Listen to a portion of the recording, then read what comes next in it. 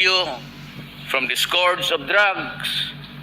We protect you from exploitation.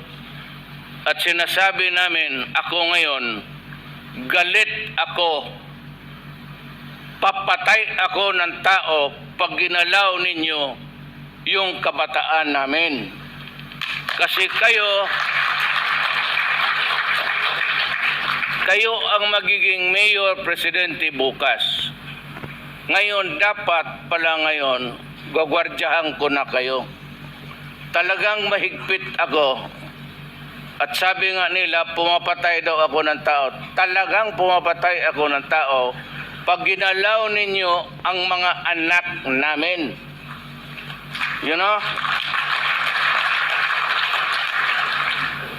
Ang akin is to preserve and defend the Filipino nation. Kaya gusto kong lumaki kayo, mag-Boy Scout, mag-PMT, tapos maging ROTC kayo para may training kayo sa baril, paano makipag-away ng kalaban. Kasi itong ngayon, sobra ang libertarian attitudes. Ayaw na mag-Boy Scout, ayaw na mag-PMT, ayaw na mag-ROTC, walang alam kung hindi mag-inom, mag-rumble, sirain ang bayan.